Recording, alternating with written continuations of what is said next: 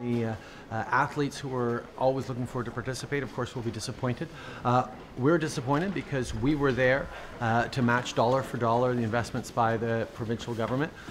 It's unfortunate that the New Brunswick government has come to this decision. New Brunswick is no longer hosting the 2021 Francophonie Games. Today, the province withdrew from the job after the estimated costs skyrocketed from $17 million to $130 million.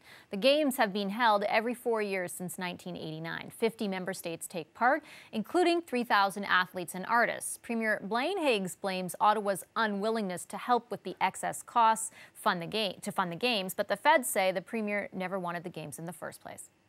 Blaine Higgs is the Premier of New Brunswick. He joins me from Fredericton. Hi, Premier Higgs. Great to see you again. Thanks for being with us. Nice to be here, Vashi. Thank you. Premier Intergovernmental Affairs Minister Dominic LeBlanc says he thinks it was your plan all along to cancel these games. Is he right? He is absolutely not right. This was something we knew nothing about until we got to be government. Unfortunately, it was something that was known by some time by the previous government, known that the prices has escalated, you know, from 17 million to 130, and there wasn't any discussion about that. So I'm not sure what the plan was and how you know, they intended to hide this from the taxpayers of the province. But in any case, we honored the commitment, which was new to us that was even in place. But we honored the $10 million, and we said we would do that. And we said also we'd make a decision today on whether we'd go forward or not, based on the federal commitment to make up the difference. Was that day, though, was that deadline arbitrarily set? What motivated that exact date? Well, you know, there's a lot of discussion, or I should say shots being fired back and forth. And you know, it wasn't fair to the committee who were planning and trying to figure out what do we do next. So I guess in order to, you know, lay the facts out there and say, you know, we'll commit to this money. There isn't any way that we can see that that's possible to achieve the Games with that sort of share.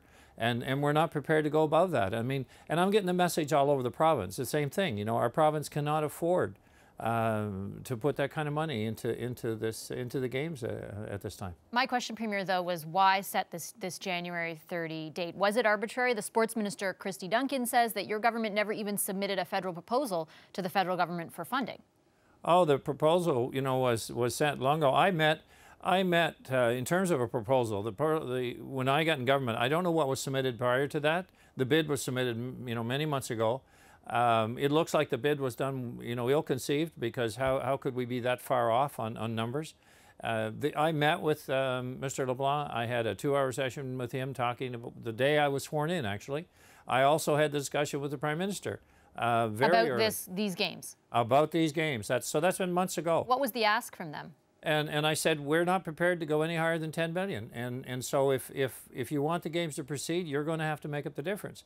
And you can decide how you want to do that. But we as a province cannot afford to do this. And I can't be asking people to pay the highest taxes in the country and then be doing things that they're saying, you know, how can we justify this?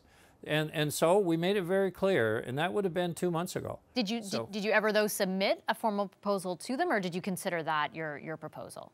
That was the proposal, and I verbally delivered it myself.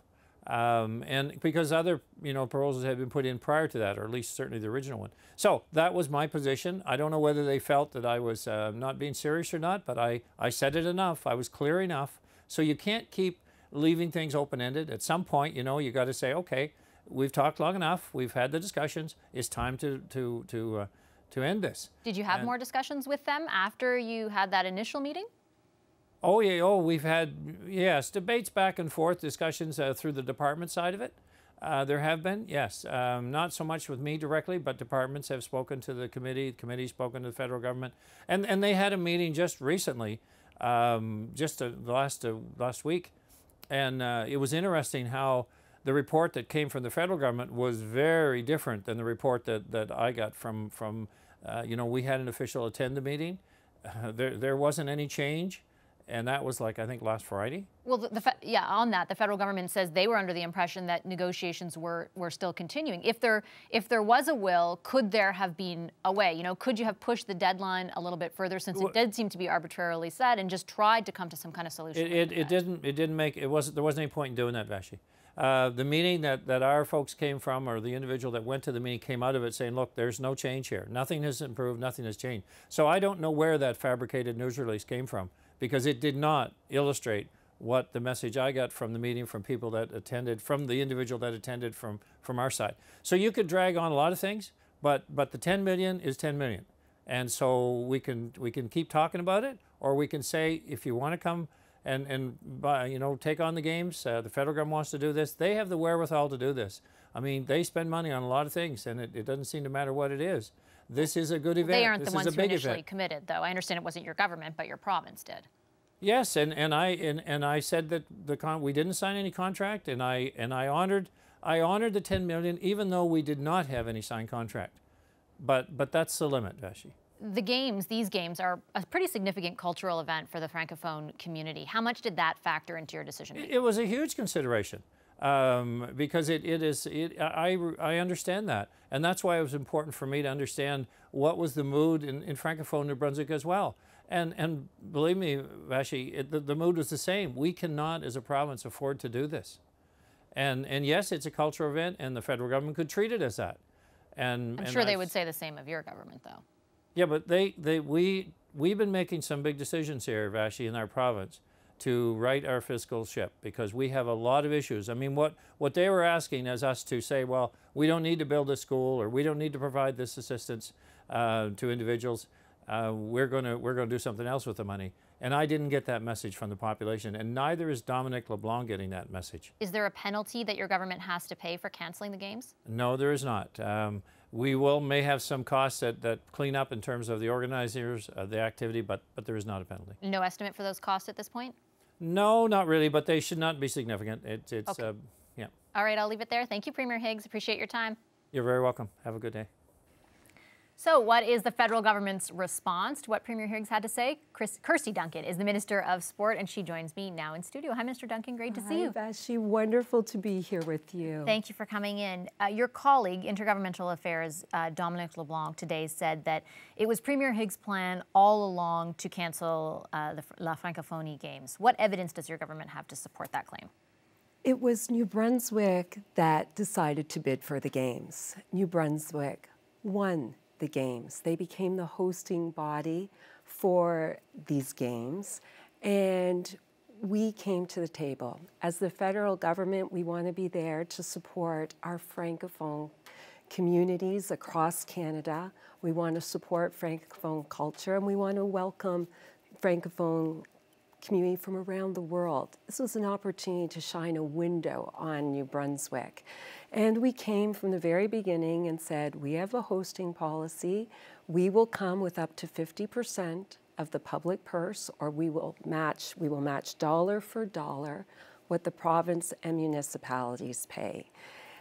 We've been waiting for a formal proposal from New Brunswick. When none was forthcoming, I wrote to the government and asked for that formal proposal. One has never come. Premier says he met, though, with Dominic LeBlanc for 2 hours, and he met with the Prime Minister, and he raised the specifics of this then. He considers that his proposal. Let me be clear. There was never a formal proposal. The Premier understands that as the federal government, we need to see a fully costed games, what things will cost, and we will match dollar for dollar. So we never got the proposal. We got an ultimatum. Premier Higgs did put in place a self-imposed deadline, which is today, and we managed to pull everyone around the table yesterday. There was good discussion. People were working. We thought we were on a good path. So you can imagine our disappointment when this morning Premier Higgs holds a press conference, walks away from the Games through his own self-imposed deadline, and leaves federal dollars on the table. Define things were moving in a good direction, because you must have some empathy for the Premier and the plight he was in. I mean, the Games were initially said to cost $17.5 million, and that ballooned to $130 million. So his initial commitment was supposed to be, the province's initial commitment was supposed to be $10 million. They have a deficit of about $131 million.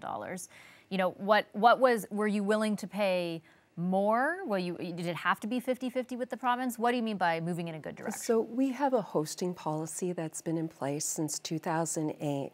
90 international games, and I'll repeat that, 90 international games have been hosted under this policy. We were very clear from the very beginning. We have been consistent, transparent, that we would respect that hosting policy. We would match dollar for dollar.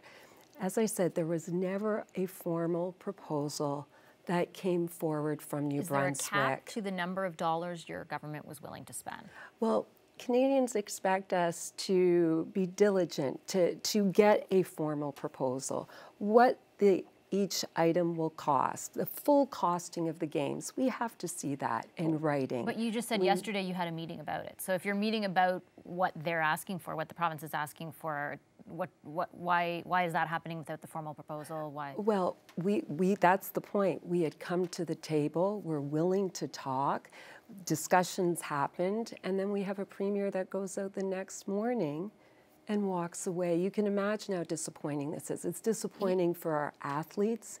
It is disappointing for the communities in New Brunswick. It's disappointing for Francophone communities. We want to support them. We wanted to be there to shine a light on New Brunswick and share experiences, ideas, Francophone culture. This was a wonderful opportunity. I just want to be clear, though, on what your government was willing to do, because what the Premier told me was that, you know, he clearly established that the province of New Brunswick would not pay more than $10 million. So was your government willing to work with that proposal? I mean, like, what were you willing to do? What's the most amount of money your government was willing to spend? Well, we have been clear, as I said, from the very beginning that we would respect the hosting policy. We would pay up to 50% of the public purse. When New Brunswick was not forthcoming with a formal proposal, we wrote to them.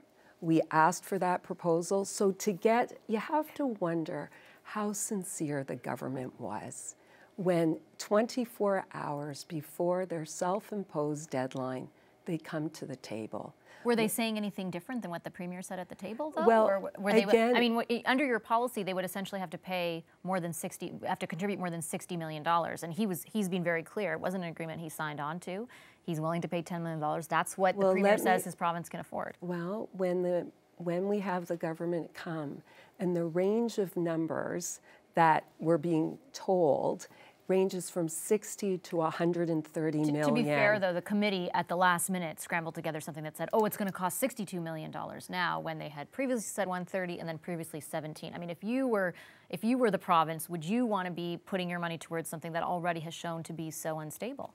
The numbers that have come forward from New Brunswick, let me be clear, from New Brunswick have ranged from 60 million to 130 million. Canadians expect the federal government to do due diligence, to review a formal proposal, not to sign over a blank check. We never received that, and the Premier walked away today after negotiating yesterday, walked away today and left federal dollars on the table. He did signal that this would be the day that he made a decision, though, but it's a self-imposed deadline. Okay. As I asked him. Thanks, Minister Duncan. Really appreciate your time Lovely today. to see you. You too.